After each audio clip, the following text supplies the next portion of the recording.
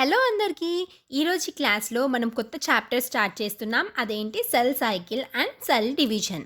Okay. Last క్లాస్‌లో మనం ఏం చాప్టర్ డిస్కస్ చేసుకున్నాము?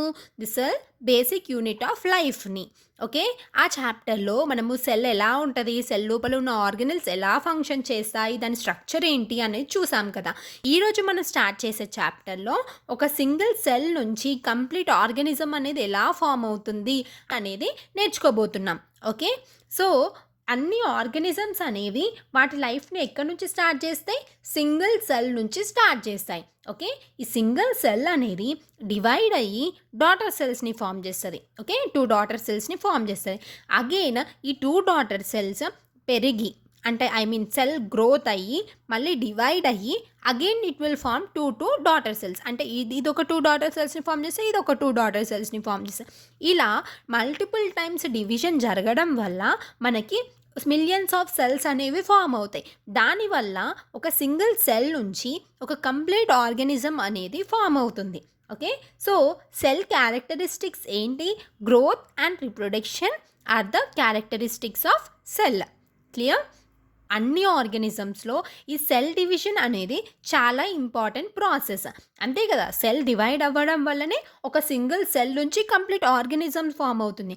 అందుకోసమని ఈ సెల్ డివిజన్ అనేది చాలా ఇంపార్టెంట్ ప్రాసెస్. సో, ఈ సెల్ డివిజన్ జరిగేటప్పుడు ఏమవుతదంటే డీఎన్ఏ రెప్లికేషన్ అవుతది అండ్ సెల్ గ్రోత్ అనేది జరుగుద్ది. ఓకే.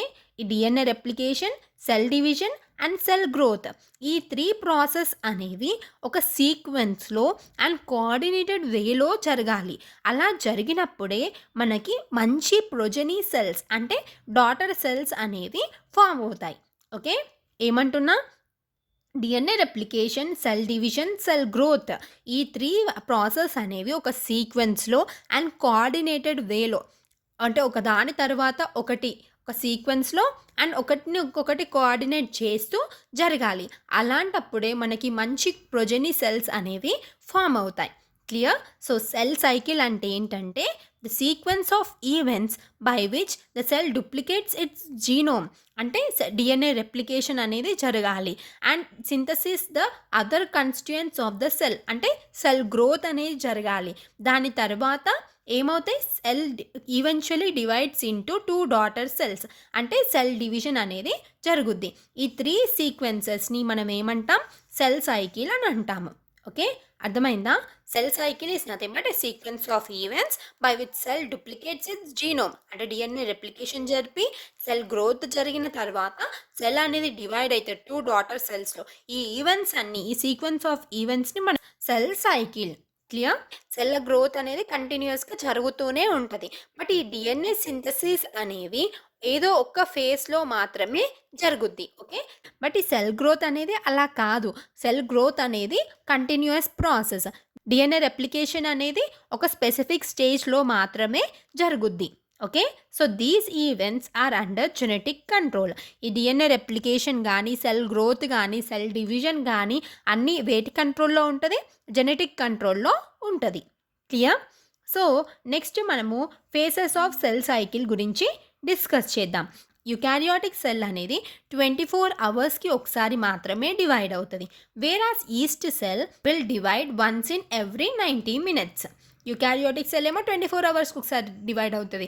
ఈస్ట్ ఏమో 90 మినిట్స్‌కి ఒకసారి సెల్ డివిజన్ అనేది అండర్‌గో అవుతది. ఓకే. సెల్ సైకిల్ అనేది ఆర్గానిజం టు ఆర్గానిజం వారీ అవుతది. అంటే ఇప్పుడు చూడండి ఇక్కడ యూకారియోటిక్ సెల్ ఏమో 24 అవర్స్‌కి ఒకసారి అవుతుంది. ఈస్ట్ ఏమో 90 మినిట్స్‌కి ఒకసారి సెల్ అనేది డివైడ్ అవుతుంది. So, organism to organism cell cycle అనేది వారీ అవుతూ ఉంటది. And also from cell type to cell type. అంటే ఒక సెల్ నుంచి ఇప్పుడు యుకారియోటిక్ సెల్‌లో చాలా ఇప్పుడు సపోజ్ మనం తీసుకుందాం. ఒక హ్యూమన్ బాడీని తీసుకోండి. హ్యూమన్ బాడీలో ఉన్న అన్ని సెల్స్ 24 అవర్స్‌కి ఒకసారి డివైడ్ అవుతదని ఏం లేదు. కొన్ని సెల్స్ ఇంకా తక్కువ టైం తీసుకోవచ్చు. కొన్ని సెల్స్ ఎక్కువ టైం తీసుకోవచ్చు. సో, సెల్ సైకిల్ అనేది ఆర్గానిజం టు ఆర్గానిజం వారీ అవ్వడమే గాకుండా సెల్ టైప్ నుంచి సెల్ టైప్‌కి కూడా వారీ అవుతది. ఓకే.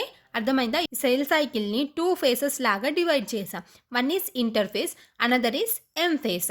ఈ ఎమ్ ఫేస్‌ని మనం ఏమంటామంటే మైటోసిస్ ఫేస్ అంటాం. ఓకే. ఎమ్ క్యాపిటల్ ఎమ్ ఎప్పుడు మైటోసిస్‌నే ఇండికేట్ చేస్తది. క్లియర్? సెల్ సైకిల్‌ని 2 ఫేసెస్‌గా డివైడ్ చేసాం. What is that? చెప్పండి come on. Interphase and M face. Clear? ఇప్పుడు మనము ఇంటర్ఫేస్ గురించి చూద్దాం. ఇంటర్ఫేస్ అనేది 2 ఎం ఫేస్ మధ్యలో ఉన్న ఫేస్‌ని మనం ఏమంటున్నాం? ఇంటర్ఫేస్ అని అంటున్నాం. 2 ఎం ఫేసెస్ మధ్యలో ఉన్న ఫేస్ ఏంటి? ఇంటర్ఫేస్. ఇంటర్ఫేస్‌లో 3 ఫేసెస్ ఉంటాయి. ఏంటవి?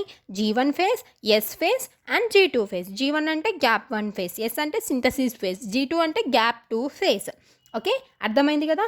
ఈ ఇంటర్ఫేస్కి ఇంకొక నేమ్ ఉంది. అదేంటంటే resting phase or preparatory phase. అంటే ఇక్కడ సెల్ అనేది దాని డివిజన్ కోసం ప్రిపేర్ అవుతుంది అన్నమాట. ఓకే, సెల్ డివిజన్ కోసం సెల్ ఎక్కడ ప్రిపేర్ అవుతుంది? ఇంటర్ఫేస్లో ప్రిపేర్ అవుతుంది. అందుకోసమని ఇంటర్ఫేస్ని మనం ఏమంటున్నాం? Resting phase or preparatory phase అని అంటున్నాము. సెల్ అనేది డివిజన్కి ఎలా ప్రిపేర్ అవుతుంది? By undergoing cell growth and DNA replication. Okay, అర్థమైందా? సో ఇప్పుడు మీకు ఒక ఎగ్జాంపుల్ చెప్తాను. మీరు నీట్ ఎగ్జామ్కి ప్రిపేర్ అవుతున్నారు. మీ ప్రిపరేషన్ ఎప్పుడు స్టార్ట్ చేస్తారు? ఇంటర్ ఫస్ట్ ఇయర్లో స్టార్ట్ చేస్తారు. సో మీ inter first year, second year 2 preparation కోసమే జరిగిపోతుంది. అండ్ మీది ఈ 2 ఇయర్స్ ప్రిపేర్ అయిందంతా ఎన్ని అవర్స్లో ఎగ్జామ్ రాసొస్తారు? 3 అవర్స్లో ఎగ్జామ్ రాసొస్తారు. సో అక్కడ మీరు మీ ఎగ్జామినేషన్ టైం వచ్చేసి 3 అవర్స్ అండ్ ప్రిపరేటరీ టైం వచ్చేసి 2 ఇయర్స్. అంతే కదా? సేమ్ సెల్ పరిస్థితి కూడా అంతే. సైకిల్లో ఉన్న cell most of the time అంటే 95% ఆఫ్ ద టైమ్ అనేది ఇంటర్ఫేస్లోనే ఉంటుంది. మిగిలిన 5% ఆఫ్ టైంలోనే యాక్చువల్ సెల్ డివిజన్ అనేది జరుగుద్ది. ఓకేనా? సో సపోజ్ ఇక్కడ యూకారియాటిక్ సెల్ అనేది 24 అవర్స్కి ఒకసారి డివైడ్ అవుతుంది కదా. అంటే దాంట్లో 95% అంటే 23 అవర్స్ సెల్ అనేది ఇంటర్ఫేస్లోనే ఉంటుంది. ఆ మిగిలిన 1 అవర్లోనే యాక్చువల్ సెల్ డివిజన్ అనేది జరుగుద్ది. ఓకేనా? అర్థమైంది కదా? So this is all about the interphase. Next is M phase. M ఫేస్ని మనం ఏమంటామంటే మైటాసిస్ ఫేస్ అని అంటాము. ఇక్కడ యాక్చువల్ సెల్ డివిజన్ అనేది జరుగుద్ది. ఓకేనా? ఈ ఎం ఫేస్లో మనకి 2 ఫేసెస్ కనిపిస్తాయి. One is karyokinesis, another is cytokinesis. ఇక్కడ కెరియో అంటే న్యూక్లియస్, కైనెన్సిస్ అంటే ఏంటి? డివిజన్. ఓకే, అంటే ఇక్కడ ఏం జరుగుద్ది? న్యూక్లియర్ డివిజన్ అనేది జరుగుద్ది. అండ్ ఇక్కడ చూడండి సెకండ్ ఫేజ్లో సైటోకైనెన్సిస్. అంటే ఇక్కడ సైటో అంటే సైటోప్లాజం, కైనెన్సిస్ అంటే డివిజన్. అంటే ఇక్కడ ఏం డివైడ్ అవుతుంది? సైటోప్లాజం అనేది డివైడ్ అవుతుంది. ఓకేనా? కెరియోకైనెన్సిస్లో డివిజన్ ఆఫ్ న్యూక్లియస్, సైటోకైనెన్సిస్లో డివిజన్ ఆఫ్ సైటోప్లాజం. ఓకే, అర్థమైంది కదా? So this is all about the M phase. ఇప్పుడు మనము ఈ ఇంటర్ఫేస్లో 3 ఫేసెస్ ఉన్నాయని నేర్చుకున్నాం కదా. G1, S and G2 face. ఈ 3 ఫేసెస్ని ఇన్ డీటెయిల్డ్గా నేర్చుకుందాం. ఓకేనా? ఇప్పుడు మనం G1 ఫేస్ గురించి చూద్దాం. ఈ G1 ఫేస్ అనేది M face and S face మధ్యలో ఉన్న ఫేస్ని మనం G1 ఫేస్ అని అంటున్నాము. ఓకే, ఈ ఫేస్లో ఉన్న సెల్ అనేది మెటబాలికల్గా చాలా యాక్టివ్గా ఉంటుంది అండ్ కంటిన్యూస్గా గ్రో అవుతూ ఉంటుంది. బట్ ఆ సెల్లో ఉన్న DNA అనేది రెప్లికేట్ అవ్వదు. Okay, so this is about the G1 face. ఈ ఎస్ ఫేస్ని మనము సింథసిస్ ఫేస్ అని అంటాము. అంటే ఏదో సింథసైజ్ అవుతుంది. ఏం సింథసైజ్ అవుతుంది అంటే DNA అనేది సింథసైజ్ అవుతుంది. ఓకే, ఇక్కడ ఈ ఫస్ట్ ఫేజ్లో సెల్ అనేది మెటబాలికల్గా యాక్టివ్ ఉంది, కంటిన్యూస్గా గ్రో అవుతుంది. బట్ DNA అనేది రెప్లికేట్ అవ్వట్లేదు కదా. ఆ DNA అనేది ఎక్కడ రెప్లికేట్ అవుతుంది? ఈ ఎస్ ఫేజ్లో ఆ DNA అనేది రెప్లికేట్ అవుతుంది. ఓకే, అర్థమైంది కదా? ఒక సెల్ లోపల కొన్ని క్రోమోజోమ్స్ ఉంటాయి కదా. ఆ క్రోమోజోమ్ నంబర్ అనేది పెరగదు DNA సింథసిస్ వల్ల. జస్ట్ అందులో ఉన్న అమౌంట్ ఆఫ్ DNA మాత్రం డబల్ అవుతుంది. ఓకేనా? సో సపోజ్ ఒక సెల్ అనుకోండి. ఈ సెల్లో ఒక క్రోమోజోమ్ ఉంది. దాన్ని 1N తోటి రిప్రజెంట్ చేశాను.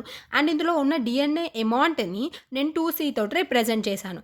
DNA సింథసిస్ అయిన తర్వాత అంటే ఇది ఎస్ ఫేస్ని క్రాస్ అయిన తర్వాత నెంబర్ ఆఫ్ క్రోమోజోమ్స్ అనేవి కాన్స్టెంట్గా ఉంటాయి. But the amount of DNA అనేది డబల్ అవుతుంది అన్నట్టు.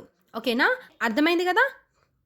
సో ఎనిమల్ సెల్స్లో DNA రెప్లికేషన్ అనేది న్యూక్లియస్ లోపల జరుగుద్ది.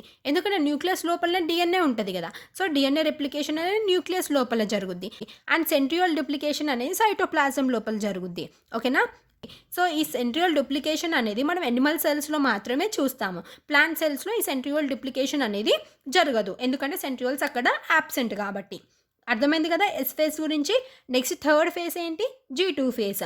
G2 ఫేస్లో ప్రోటీన్స్ అనేవి సింథసైజ్ అవుతాయి. ఎలాంటి ప్రోటీన్స్ అంటే మైటాసిస్కి అవసరమైన ప్రోటీన్స్ అన్నీ మనకి G2 ఫేస్లో సింథసైజ్ అవుతాయి. అర్థమైందా? సో సెల్ గ్రోత్ అనేది కంటిన్యూస్గా జరుగుతూనే ఉంటుంది. మరి DNA రెప్లికేషన్ ఏ ఫేస్లో జరుగుద్ది? ఎస్ ఫేస్లో మాత్రమే జరుగుద్ది. ఓకే. DNA రెప్లికేషన్ అనేది ఒక స్పెసిఫిక్ స్టేజ్‌లో మాత్రమే జరుగుద్ది. సెల్ గ్రోత్ అనేది కంటిన్యూయస్ ప్రాసెస్ అది. అన్ని స్టేజెస్‌లో జరుగుతూనే ఉంటది. క్లియర్? అర్థమైంది కదా ఇంటర్ఫేస్‌లో ఉన్న 3 ఫేసెస్ గురించి. ఈ G0 ఫేజ్ ఆర్ క్యూసెంట్ స్టేజ్ గురించి చూద్దాము. ఏవైతే సెల్స్ ఫర్దర్‌గా డివైడ్ అవ్వాలి అని అనుకోవో అలాంటి సెల్స్ ఏం చేస్తాయంటే G1 ఫేజ్ నుంచి ఎగ్జిట్ అయిపోతాయి. ఓకేనా? ఇంటర్ఫేస్ అయిపోయినాక ఎం ఫేజ్ వస్తుంది కదా. ఎం ఫేజ్లో ఫామ్ అయిన డాటర్ సెల్స్ G1 ఫేజ్లోకి ఎంటర్ కావు ఇంకా. అక్కడ నుంచి బయటికి వచ్చేసి ఒక ఇనాక్టివ్ స్టేజ్లోకి వెళ్ళిపోతాయి. ఆ స్టేజ్ని మనం ఏమంటున్నాం? క్యూసెంట్ స్టేజ్ ఆర్ G0 ఫేజ్ అని అంటున్నాం. అంటే ఇక్కడ సెల్ అనేది ఇనాక్టివ్ స్టేజ్లోకి ఎంటర్ అవుతుంది. బట్ అవి మెటబాలికల్గా యాక్టివ్గానే ఉంటాయి. దాని ఫంక్షన్ అది చేస్తుంది. బట్ డివిజన్లో మాత్రం పార్టిసిపేట్ కాదు. ఎప్పుడు అది డివిజన్లో పార్టిసిపేట్ అవుతుందంటే ఎప్పుడైతే ఆర్గానిజంకి అవసరం ఉంటుందో అప్పుడు మాత్రమే అది సెల్ డివిజన్లో పార్టిసిపేట్ చేస్తుంది. అంటిల్ అండ్ అన్లెస్ అది మెటబాలికల్గా యాక్టివ్ ఉంటుంది. బట్ సెల్ డివిజన్లో మాత్రం పార్టిసిపేట్ చేయదు. అర్థమైందా? అలాంటి కొన్ని సెల్స్ గురించి చూద్దాము. అడల్ట్ ఎనిమల్స్లో ఉన్న హార్ట్ సెల్స్, మజిల్ సెల్స్ ఇలాంటి క్యూసెంట్ స్టేజ్ ఆర్ G0 ఫేజ్లోకి ఎంటర్ అవుతుంది. ఓకేనా? అంటే ఈ సెల్స్ ఒకేషనల్గా సెల్ డివిజన్లో పార్టిసిపేట్ చేస్తాయి. ఎప్పుడు ఒకేషనల్గా అంటే ఎప్పుడైతే ఆ సెల్స్కి ఏమైనా ఇంజురీ అయిందనుకోండి, లేకపోతే ఆ సెల్స్ చనిపోయాయి అనుకోండి, అప్పుడు మాత్రమే సెల్ డివిజన్లో పార్టిసిపేట్ అయ్యి మళ్ళీ న్యూ సెల్స్ని ఫామ్ చేస్తాయి. సో సఫిషియంట్ సెల్స్ ఫామ్ అయిపోయాయి అనుకోండి, again they will be entered in to quiescent stage. Okay. అర్థమైంది కదా G0 ఫేజ్ ఆర్ క్యూసెంట్ స్టేజ్ అంటే ఏంటో. ఏవైతే సెల్స్ ఇంకా ఫర్దర్గా డివైడ్ అవ్వాలి అని అనుకోవో సెల్ సైకిల్ నుంచి ఎగ్జిట్ అయిపోయి ఇనాక్టివ్ స్టేజ్లోకి వెళ్ళిపోతాయి. ఆ స్టేజ్ని మనం ఏమంటాం? క్యూసెంట్ స్టేజ్ ఆర్ G0 ఫేజ్ అని అంటాము. ఓకే. ఎగ్జాంపుల్స్ ఏంటి? Heart cells and muscle cells in adult animals.